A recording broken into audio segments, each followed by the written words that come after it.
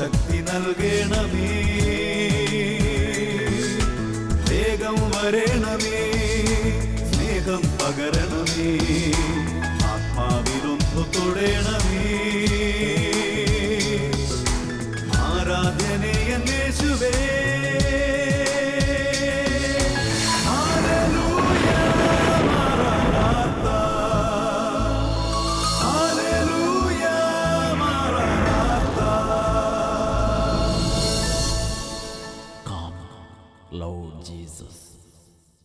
Hallelujah, hallelujah, യേശുവേ ആരാധന, യേശുവേ ആരാധന. ഒരു വ്യക്തിയുടെ അനുഭവം ശ്രദ്ധിച്ച് ഇന്നത്തെ വചന ശുശ്രൂഷയിലേക്ക് നമുക്ക് പ്രവേശിക്കാം. എൻ്റെ പേര് ഏലിയാമ്മ. എനിക്ക് 15 വർഷമായ ഷുഗറിൻ്റെ അസുഖമായിട്ട്. ഒരു വർഷത്തിന് മുമ്പ് എൻ്റെ കൈ ഒന്ന് പഴുത്തിട്ട് സെപ്റ്റിക് ആയിപ്പോയി. ഡോക്ടർ പറഞ്ഞ് മുറിച്ച് കളയണമെന്ന്. ഞാൻ കരഞ്ഞ് പ്രാർത്ഥിച്ചു. അച്ഛൻ്റെ അഭിഷേകത്തിന് പ്രോഗ്രാം ഞാൻ എല്ലാ ഞായറാഴ്ച കണ്ടു. എല്ലാ ഞായറാഴ്ച ഈ കൈ മുറിച്ച് നിങ്ങൾക്ക് അതിൻ്റെ വിഷമം മനസ്സിലാവും. നിങ്ങളുടെ കൈ മുറിച്ച് കളയാൻ വേണ്ടി വിഷമം മനസ്സിലാവും. കൈ മുറിച്ച് കളയെന്ന് പറഞ്ഞ മാസം പിന്നെ ചിന്തിച്ചു നോക്കിയാൽ അത് ആ ഒരു വിഷമത്തിൽ വെച്ചിട്ട് ശരിക്കും ഓരോ അഭിഷേകത്തിന് പ്രോഗ്രാം കാണുമ്പോഴും കരഞ്ഞങ്ങോട്ട് പറയും യേശുവേ എന്ന് പറഞ്ഞാൽ. അത് കഴിഞ്ഞ് ഞാൻ ഇന്നലെ വന്ന അവിടെ തൈലാഭിഷേകം ചെയ്തു. ഈ കൺവെൻഷന് വന്നപ്പോൾ ഈ ചേച്ചിയുടെ ആഗ്രഹമായിരുന്നു എനിക്ക് എൻ്റെ കൈ സുഖപ്പെടുന്നു എന്ന് പറഞ്ഞു. തൈലാഭിഷേക പ്രാർത്ഥന ഉണ്ട് എന്ന് പറഞ്ഞപ്പോൾ അവിടെ പോയി അങ്ങോട്ട് പ്രാർത്ഥിച്ചു. എൻ്റെ കൈ മടക്കത്തില്ലായിരുന്നു. കൈ സ്പൂൺ കൊണ്ടൊക്കെ ചോറ് കൈ ഇങ്ങനെ വിരലൊന്നും മടക്കാൻ പറ്റുന്ന സ്ഥിതിയല്ല. ചോറൊക്കെ ഇങ്ങനെ നമുക്ക് ഉരുള അങ്ങനെ ഉരുളയൊന്നും ഉരുട്ടാൻ പറ്റുന്ന സ്ഥിതി ആയിരുന്നില്ല. അത് കഴിഞ്ഞ് അച്ഛൻ പ്രാർത്ഥിച്ചു കഴിഞ്ഞപ്പോൾ ഇന്നലെ ശരിയായിട്ടും കൈ അങ്ങ് മടങ്ങി. അതേ നോക്ക്, കൈ ഒന്ന് മടക്കി കാണിച്ചേ. ഇതേ നോക്ക്, മറ്റേത് ഇങ്ങനെ കൈയൊന്നും മടക്കാൻ പറ്റില്ലായിരുന്നു. അതേ കൈ വെള്ളമൊക്കെ സുഖമായിട്ട് നന്നായിട്ട് മടക്കണം. ശരിക്കും മടക്കി കാണിച്ചേ. ഹല്ലേലൂയ. എനിക്ക് മനസ്സിലാകാത്തൊരു കാര്യമുണ്ട്. ആ കൈ മുറിച്ച് കളയുക അതെന്താ? അത് പിന്നെ എനിക്ക് ഡോക്ടറിനോട് ഞാൻ പറഞ്ഞു, ഡോക്ടർ എൻ്റെ കൈ മുറിച്ച് കളയരുത്, ഞാൻ പറ്റില്ല എന്ന് പറഞ്ഞു. ഞാൻ പ്രാർത്ഥിച്ചു.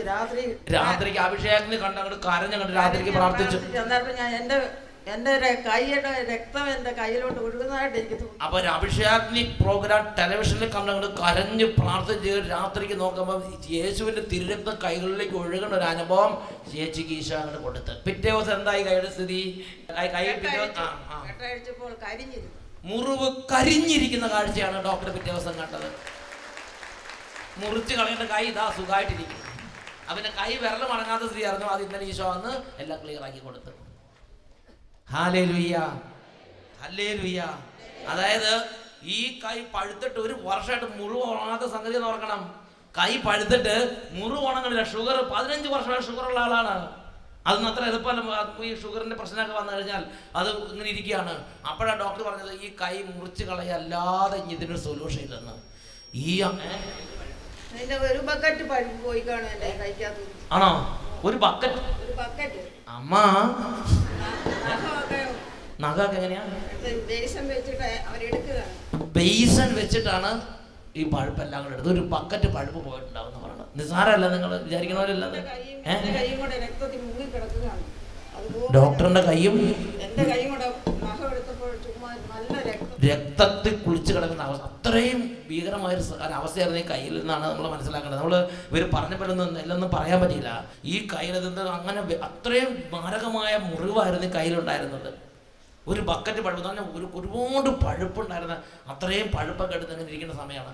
മുറിവാണെങ്കിൽ കൈ മുറിച്ച് കളയേണ്ടി വരും എന്ന് പറഞ്ഞു. അപ്പോഴാണ് ഡോക്ടറോട് പറഞ്ഞു മുറിച്ച് കളഞ്ഞ ഏർപ്പാട് വേണ്ട, മുറിക്കാൻ പാടില്ലെന്ന് അമ്മച്ചി കണ്ടിപ്പായി പറഞ്ഞു. അതിനുശേഷം അഭിഷേകാഗ്നിയുടെ സമയത്ത് യേശുവേ എന്ന് പറഞ്ഞ് കരഞ്ഞങ്ങോട്ട് പ്രാർത്ഥിച്ചു. അപ്പോൾ രാത്രിക്ക് തിരുരക്തം ഈ കയ്യിലേക്ക് ഒഴുകുന്നൊരു അനുഭവം ഉണ്ടായി. പിറ്റേ ദിവസം നേരം വെളുത്ത് ഡോക്ടർമാർ വന്ന് കൈ കെട്ടഴിച്ച് നോക്കുമ്പം കരിഞ്ഞുണങ്ങിയിരിക്കുന്ന കാഴ്ചയാണ് കണ്ടത്. പിന്നെ കൈക്ക് വേണ്ടി ഇപ്പോൾ വല്ല ഓപ്പറേഷനോ മുറിവോ വല്ല മുറുക്കി വല്ലതും ചെയ്തോ ഒന്നുമില്ല. അതേ കൈയായിട്ട് വന്നിരിക്കുന്നത്. ഹല്ലേലൂയ.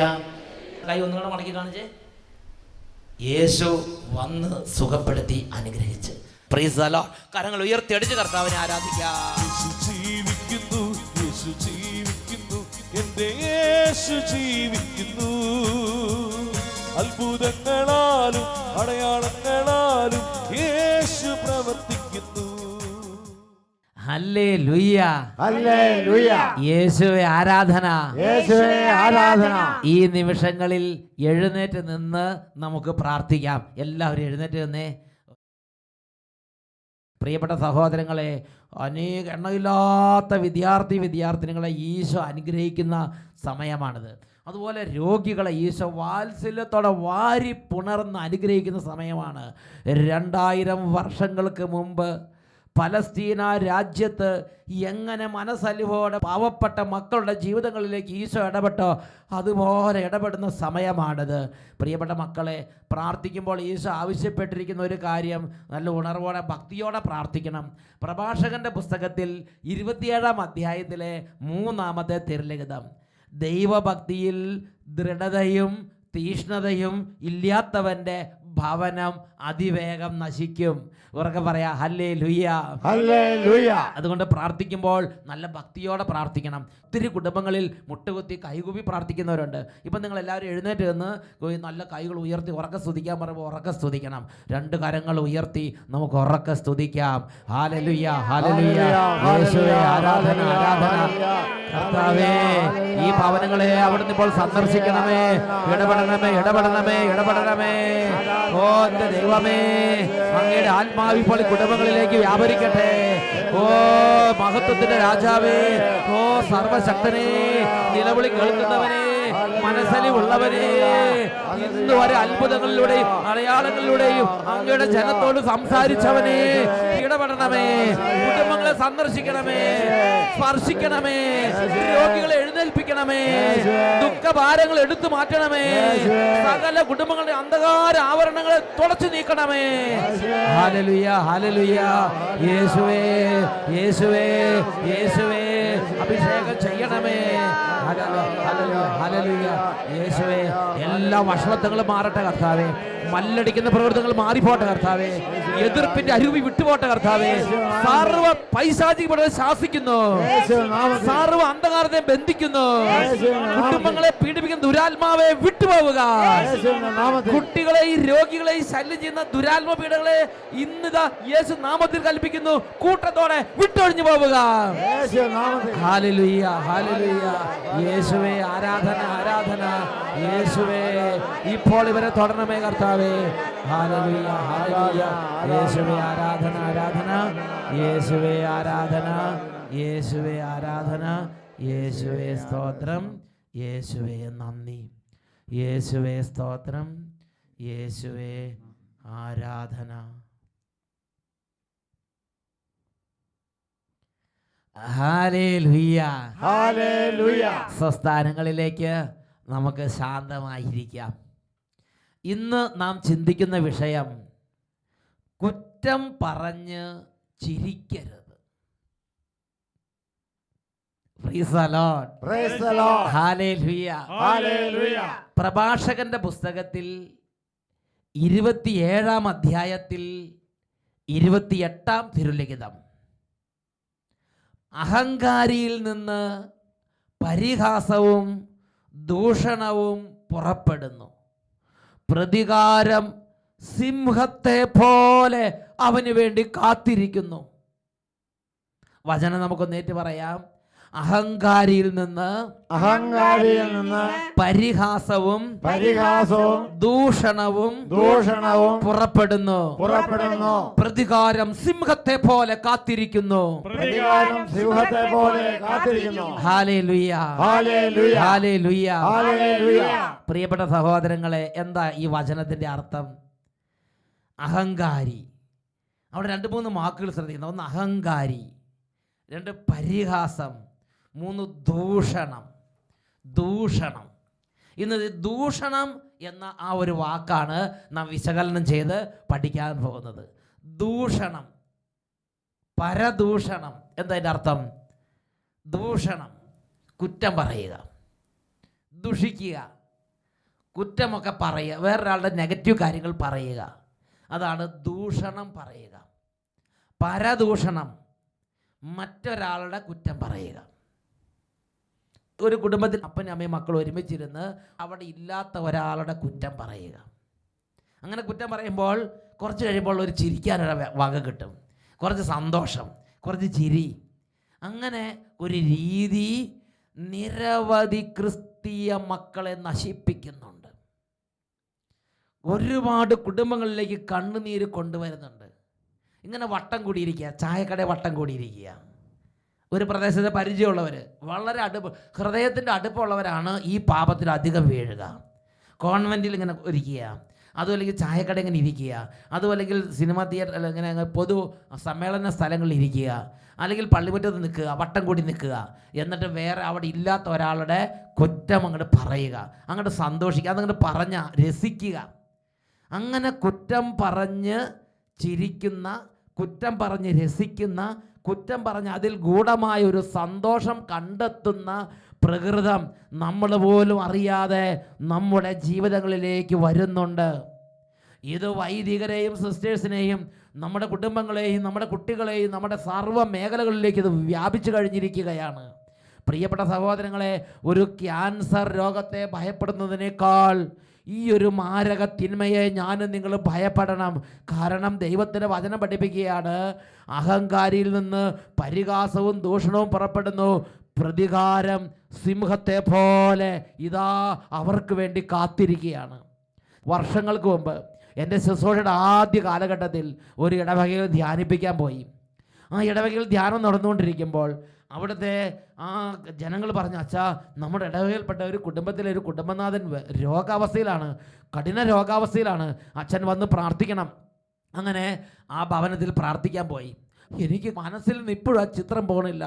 ഈ തൊണ്ടയെല്ലാം ക്യാൻസർ വന്ന് നിറഞ്ഞിരിക്കുക, തൊണ്ടയും ഈ ഭാഗമെല്ലാം ക്യാൻസർ വന്ന് നിറഞ്ഞിരിക്കുക. മിണ്ടാൻ പറ്റുന്നില്ല. എന്നെ കാണുമ്പം ചിരിക്കണമെന്ന് ചിരിക്കാൻ പറ്റില്ല, സംസാരിക്കണമെന്ന് സംസാരിക്കാൻ പറ്റില്ല. അച്ഛാ, ഈശോ മിശിഹായ്ക്ക് സ്തുതിയായിരിക്കട്ടെ പറയണമെന്നുണ്ട്, പറയാൻ പറ്റില്ല. ആ കണ്ണുകളിൽ എനിക്ക് അതെല്ലാം കാണാൻ പറ്റും, എന്നാൽ വാ കൊണ്ട് ഒന്നും ചെയ്യാൻ പറ്റണില്ല. എനിക്ക് വിഷമായി. കാരണം ഇന്ന് വരെ ഞാൻ വാസ്തവം പറഞ്ഞാൽ അങ്ങനത്തെ ഒരു വേദനയുള്ളൊരു മനുഷ്യനെ കണ്ടിട്ടില്ല. കണ്ണുകളിൽ ഒരുപാട് കാര്യങ്ങൾ സംസാരിക്കുന്നുണ്ട്, വാ ഇങ്ങനെ ഇരിക്കുക, വേദന കൊണ്ട് പൊളയുന്നൊരു മനുഷ്യൻ. ഇടയ്ക്കിടയ്ക്ക് എന്ത് സാധനം അടിച്ച് അങ്ങനെ വേദന ഇല്ലാതാക്കാൻ വേണ്ടി വേദന സംഹാരി കൊടുക്കുന്നുണ്ട്. പ്രിയപ്പെട്ട സഹോദരങ്ങളെ, ഞാൻ തിരിച്ചു പോരുമ്പം ആ ഇടവകയിലെ ജനങ്ങൾ എന്നോടൊരു കാര്യം പറഞ്ഞു, അച്ഛാ, ഈ മനുഷ്യനൊരു ചരിത്രമുണ്ട്. ഈ മനുഷ്യൻ്റെ മകൾ ഒരു കാറ്റഗിസം ടീച്ചറാണ്.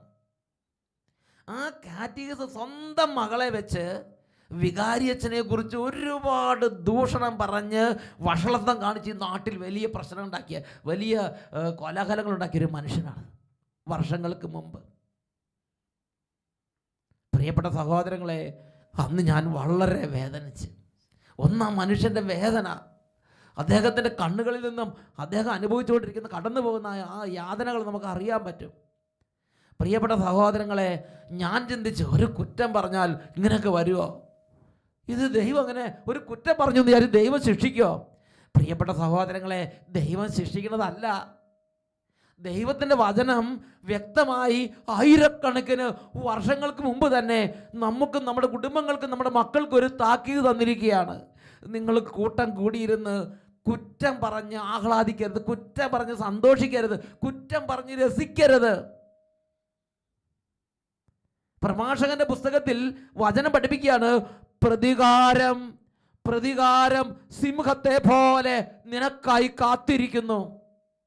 പ്രിയപ്പെട്ട സഹോദരങ്ങളെ, ഇപ്പം ഒക്കെ നമുക്ക് വിചാരിക്കും നമുക്ക് ആളുണ്ട്, നമ്മൾ വലിയ ആളാണ്, നമ്മൾ എല്ലാത്തിനും നേതാവാണ്, നമ്മുടെ കൂട്ടത്തിൽ എല്ലാം ഉണ്ട്, നമുക്കൊരു കുഴപ്പം വരാൻ പോണില്ല, ഒന്നും നമ്മളെ ബാധിക്കില്ല, ടൈറ്റാനിക് കപ്പൽ പോലെയാണ് നമ്മുടെ ജീവിതം എന്നായിരിക്കും ചിന്തിച്ചുകൊണ്ടിരിക്കുന്നത്.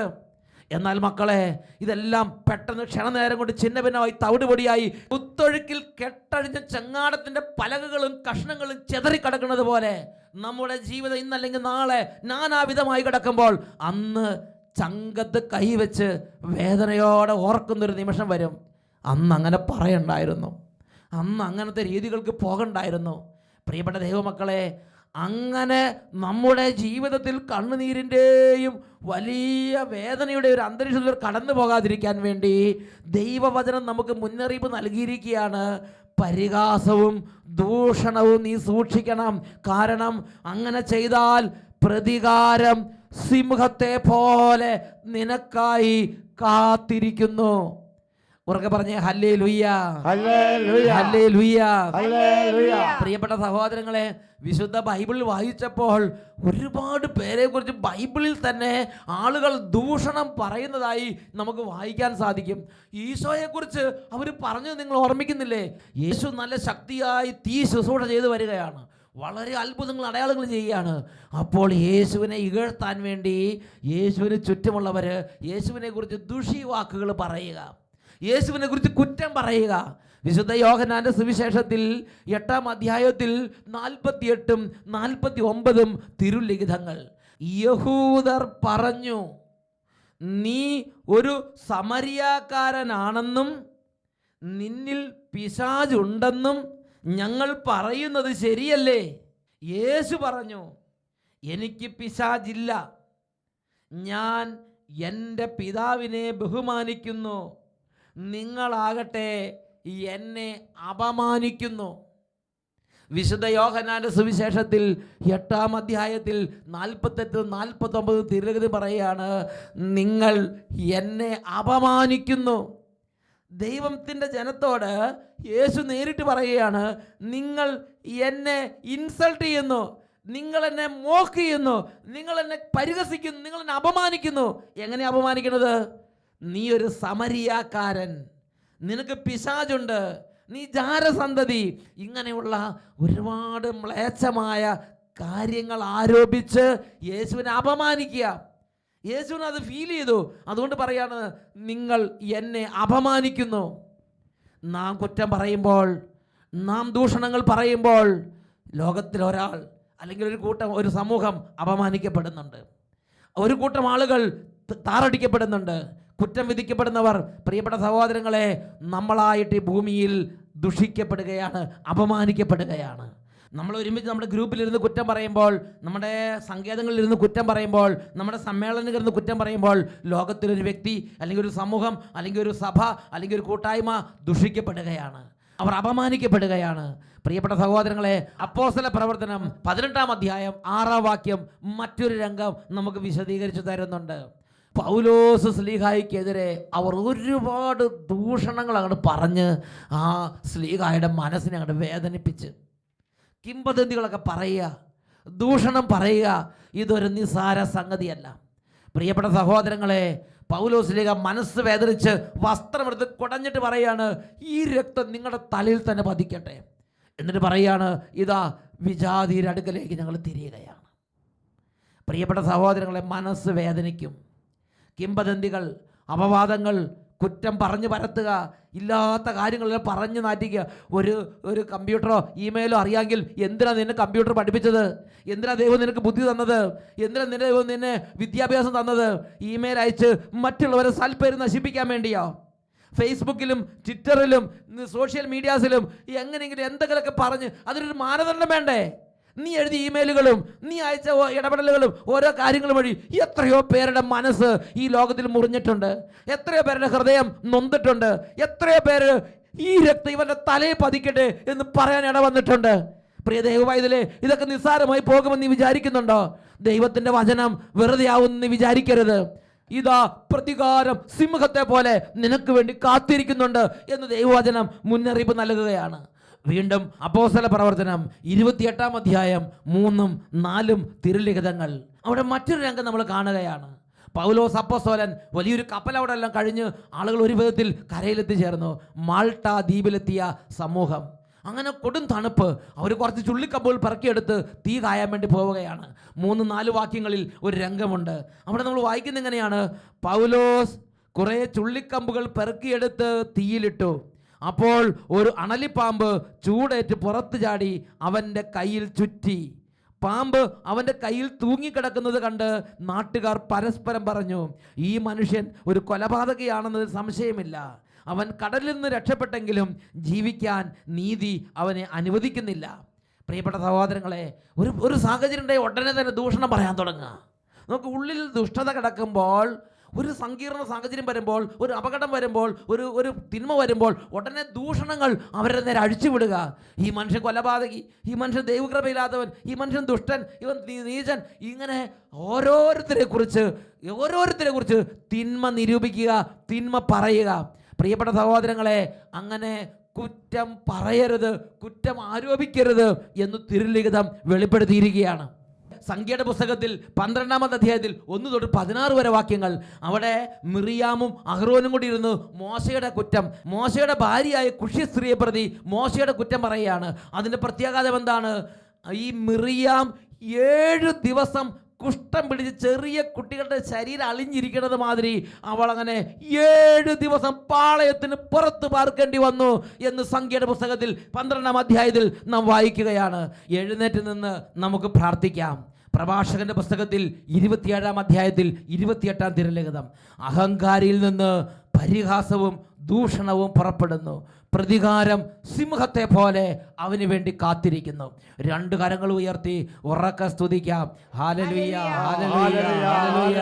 കർത്താവേ, ഈ കുടുംബങ്ങളെ അനുഗ്രഹിക്കണ കർത്താവേ, ഈ കുടുംബങ്ങളിലേക്ക് കൃപ ചൊരിയണ കർത്താവേ, ഈ കുടുംബങ്ങളെ അങ്ങോട്ട് ഇപ്പോൾ അഭിഷേകം ചെയ്യണ കർത്താവേ, തെളിഞ്ഞ കൃപ നൽകണ കർത്താവേ, എല്ലാ ദൂഷണ സ്വഭാവങ്ങളും കുടുംബത്തിൽ കഴുകി കളയണമേ കർത്താവേ, സർവ്വ തിന്മകളെ കഴുകണമേ കർത്താവേ. Hallelujah, hallelujah, hallelujah. യേശുവേ, യേശുവേ, കുട്ടികളെ രക്ഷിക്കണമേ കർത്താവേ, യുവതിവാക്കന്മാരെ രക്ഷിക്കണമേ കർത്താവേ, മാതാപിതാക്കന്മാരെ രക്ഷിക്കണമേ കർത്താവേ, സമൂഹങ്ങളെ രക്ഷിക്കണമേ കർത്താവേ. Hallelujah, hallelujah. യേശുവേ, ആരാധന, ആരാധന. യേശുവേ, യേശുവേ, യേശുവേ, യേശുവേ. Hallelujah, hallelujah. യേശുവേ, ആരാധന, ആരാധന. യേശുവേ, സ്തോത്രം. യേശുവേ, നന്ദി. Praise the Lord. Praise the Lord. Hallelujah. Hallelujah. തിമോത്തിയോസിന് എഴുതിയ 2-ാം ലേഖനത്തിൽ 2-ാം അധ്യായത്തിൽ 26-ാം തിരുലിഖിതം, തൻ്റെ ഇഷ്ടനിർവഹണത്തിന് വേണ്ടി പിശാച് നിങ്ങളിൽ ചിലരെ അടിമകളാക്കിയിട്ടുണ്ടെങ്കിലും അവർ സുബോധം വീണ്ടെടുത്ത് തിരിച്ചു വന്നേക്കാം. Praise the Lord. Praise the Lord. Hallelujah, Maranatha. Come, Lord Jesus.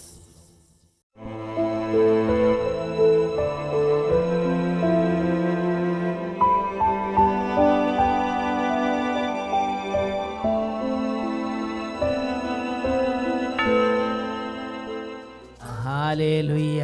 Hallelujah. എല്ലാ ദൈവമക്കളും അവരവരായിരിക്കുന്ന സ്ഥലങ്ങളിൽ നിന്ന് 2 കരങ്ങൾ ഉയർത്തി ദിവ്യകാരുണ്യ ഈശോയുടെ മുമ്പിൽ ഹൃദയഭാരങ്ങൾ സമർപ്പിച്ച് ഉറക്കെ സ്തുതിച്ച് ആരാധിക്കുന്നു.